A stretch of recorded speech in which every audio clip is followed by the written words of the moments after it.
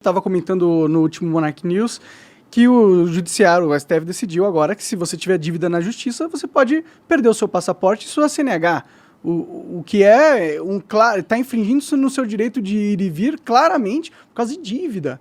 Ou seja, os bancos hoje no Brasil, eles estão também, né, esse é um outro grande, a gente tem o PT, um grande aliado do STF, tem os bancos também, um grande aliado do STF, que na verdade todos eles são aliados entre si, pertencentes a uma grande oligarquia, que tem por si só uma aliança com a oligarquia internacional, que são os globalistas. Então, tudo que acontece aqui no Brasil, ele vem viabilizado pelo poder dessa estrutura internacional que hoje influencia muito o Brasil e o resto do mundo, né? Caralho, você foi longe, hein? Você discorda?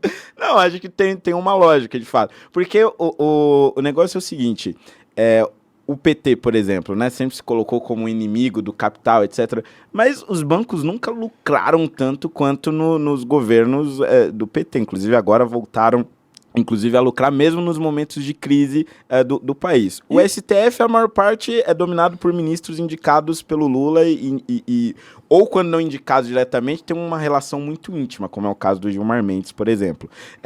E você tem, então, essa trinca que é absolutamente poderosa e que ninguém consegue derrubar, né? Ninguém consegue derrubar o monopólio dos bancos, ninguém consegue derrubar ministro do STF, aliás, literalmente nunca existiu na história do país um impeachment de ministro do STF, e o PT caiu, mas já voltou, ou seja, tem um poder também muito grande ali. E isso que esses players aí, pra mim, formam a oligarquia nacional. Mas Faz agora, sentido. você imagina, se tem uma oligarquia nacional, os outros países também têm oligarquias, provavelmente, né?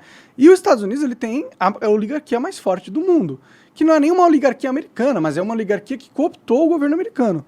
Então, essa oligarquia, ela tem muita influência geopolítica. E ela, claro que ela está em contato com a nossa oligarquia. Tanto porque, quando o Lula ganhou as eleições, perceba-se que todos os países da Europa correram para validar as eleições, os Estados Unidos correu para validar as eleições, porque existe realmente uma força muito grande apoiando esse regime do Brasil agora. E essa força não é só nacional, ela é internacional também. Eu entendo que as pessoas não estão acostumadas a ouvir isso, mas o mundo é muito grande, tá ligado? E o Brasil é um país muito fraco geopoliticamente falando. Então a gente é muito suscetível e vulnerável a ataques políticos vindo do exterior. Só que eu acho que no caso dos Estados Unidos, ainda as instituições elas são muito fortes. Ou seja, por mais que existam oligarquias, etc., a liberdade individual ela é muito maior e você tem uma disputa de poder verdadeira ali, né? Quer dizer, eu acho que há uma disputa real entre republicanos e democratas. Não é uma disputa como a gente tinha aqui até pouco tempo atrás, em PT e PSDB, que no fim era a mesma coisa. Quer dizer, aqui a gente tem disputas falsas e enquanto um grupo só domina a coisa toda. Lá não, lá você tem uma certa variedade de grupos, que sejam duas grandes oligarquias, a gente pode dizer assim, mas há uma disputa. Aqui no Brasil não, as instituições são fracas e são dominadas por um único grupo. Acho que essa é a diferença, talvez. Eu não sei, eu entendo essa visão, mas eu não sei se eu vejo da mesma forma, para ser sincero. Eu acho que a dinâmica de poder que está acontecendo aqui no Brasil é muito semelhante à que acontece nos Estados Unidos. Você fala que eles têm instituições fortes, e eu acho que comparado ao Brasil, qualquer potência do tamanho dos Estados Unidos vai ter uma instituição mais forte do que essa república de banana que a gente vive. Mas, por mais que eles tenham uma instituição mais forte, eu não consigo achar que as instituições americanas hoje pertencem a realmente o povo americano. Quando você tem a CIA, o FBI, você tem o complexo industrial, que pegam e usam do governo americano para ganhar dinheiro, para avançar geopoliticamente com seus negócios, enquanto você tem em Ohio um trem descarrilhando, causando um desastre químico de gigantes proporções, e o governo simplesmente não dá nenhuma moral pros caras que moram em Ohio e, ao mesmo tempo, tá dando centenas de bilhões de dólares para defender a Ucrânia na guerra contra a Rússia. Então, eu não acho mais que as instituições americanas pertencem realmente ao americano. Eu acho que elas foram cooptadas por essa oligarquia e servem apenas a ela, igualzinho no Brasil. E a nossa oligarquia é, subsequentemente, submissa à oligarquia do exterior, na minha opinião, assim. Caralho, eu não sei se eu chego tão longe assim. Eu não sei. Você já ouviu falar de globalismo? Já ouvi falar, principalmente pelo Olavo de Carvalho. E né? o que você acha? Você acha que é a teoria da conspiração, o globalismo? Olha, a primeira vez que eu entrei em contato, eu enxerguei como uma teoria da conspiração. Só que conforme as coisas foram se desenrolando, né, e tem muito disso, né, principalmente depois que o Olavo morreu, muitos vídeos dele de anos atrás, tratando de coisas que aconteceriam depois e de fato estão acontecendo, acabaram se demonstrando que tem realmente um certo sentido, mas eu não sei se essa coisa do globalismo é uma coisa pensada e planejada, no sentido de tem oligarcas que sentam numa sala e decidem qual vai ser o futuro da nação, ou estão planejando de forma clara e objetiva a construção de um governo mundial. Acho que há uma tendência nesse sentido, mas não sei se planejado. Entendi.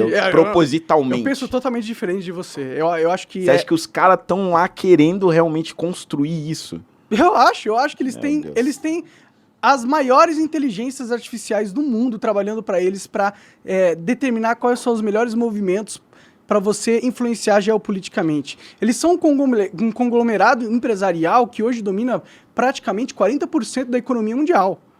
A BlackRock, ela controla mais de 4 trilhões de dólares. Pensa quantas empresas de mídia, quantas empresas de jornal eles são donos. E eles são donos de todas as maiores empresas de mídia americanas. E são donas de grandes empresas no mundo inteiro. Então eles têm a máquina da narrativa da mídia mainstream, pertence aos globalistas.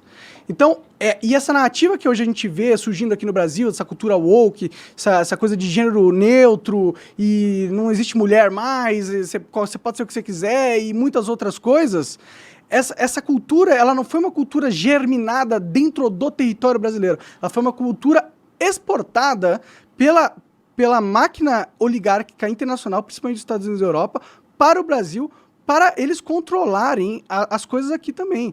Então, eu acho que sim, existem grupos de pessoas, não sei se é 10 ou 20, pode ser centenas ou algumas milhares de pessoas, mas existem um grupo de pessoas muito, muito poderosas que estão conectadas entre si e elas sim têm objetivos no mundo, planos muito complexos, entendeu? E elas querem, na minha opinião, implantar um governo mundial, porque assim elas conseguem ter um burocrata para centralizar todo o poder e elas controlarem por detrás das câmeras, né? Eu não sei, eu não consigo ver assim, porque eu acho muito difícil você conseguir controlar o indivíduo, porque por mais que você seja o dono de uma empresa, você não vai conseguir controlar 100% da informação que ela transmite. Por exemplo, o Roberto Marinho. O que a Globo se tornou hoje é muito diferente daquilo que o Roberto Marinho planejava para a Globo. O Roberto Marinho era um cara conservador, de direita. Ele construiu um grupo de comunicação, enfim, com emissoras de rádio, de televisão, jornal, imprensa escrita, para ser um grupo conservador. E essa coisa ela foi se transformando ao longo do tempo nisso que a gente está vendo aí. Ela foi cooptada por esse grupo oligárquico. Não sei, mas será... Você não acha que a narrativa da Globo, em todos os seus programas e aspectos, na cultura dos seus artistas, ela não é hegemônica e totalmente homogênea? Mas eu acho que é um movimento que veio de baixo para cima, não o inverso. São os atores que foram formados nas universidades, que aderiram isso para si, são os apresentadores, são os funcionários. Essas ideologias nas universidades? Quem que formou esses atores? Quem que mas fez não essa cultura? Mas o negócio não é um negócio proposital, é um negócio orgânico que vai se espalhando. Não é orgânico. Nada nesse mundo é orgânico de verdade. A única coisa orgânica que aconteceu foi quando a Terra surgiu e os animais surgiram. Depois que inventaram o homem, não tem mais nada orgânico. É tudo politicagem, pô. Por exemplo, você é dono da... Imagina um cenário hipotético aqui no Brasil. Você é dono da Rede Globo, do SBT, da Record, da Jovem Pan... de todas as mídias, praticamente. Você é dono de tudo. Você quer que uma narrativa que você construiu seja verdade. Você pega e põe essa narrativa nesses seus canhões que você possui e fala, replica essa minha narrativa 24 horas por dia. Quanto tempo você acha que vai ter a maioria da população pensando na narrativa que foi posta a ela? Mas você está tratando as pessoas e os comunicadores contratados pela empresa como máquinas. Peões. Não, os jornalistas, eles pensam por si. E o telespectador, ele pensa por si. O jornalista pensa por si. Você acha que o William Bonner pensa por si mesmo? Se a empresa que eu tô, é o caso, por exemplo, da Folha. Os jornalistas da Folha de São Paulo são muito mais à esquerda do que o veículo de comunicação Folha de São Paulo. Pô, você lê o editorial da Folha de São Paulo, ele se coloca como um jornal de centro-esquerda, um negócio meio tucano. Agora, os jornalistas da Folha são, em sua grande maioria, socialistas, de fato. São pessoas que, pô, eles querem revolução do proletariado. Por quê? Porque eles foram formados nessa escola. Mas eles não levam ao pé da letra a linha editorial do jornal que eles trabalham. Mas você concorda que se a Folha que não quisesse a cultura woke dentro dos seus funcionários, ele pegava e demitia todo mundo que pensasse dessa forma e colocava pessoas que Ela pensam acaba diferente? cedendo parcialmente, mas se o mercado só tem isso pra oferecer, pô, aí Não tem que fechar o não jornal. tem só isso para oferecer. É né? muito difícil Por exemplo, encontrar você um poderia jornalista, ser um que seja e independente que fosse mesmo. independente. Muitas pessoas poderiam ser jornalistas independentes. Inclusive, pessoas que são jornalistas independentes acabam sendo expulsos das suas próprias empresas de jornalismo quando elas batem de frente com a certa narrativa que é obrigatória todas as empresas seguirem. Um exemplo é o Glenn Greenwald. Ele fundou o The Intercept.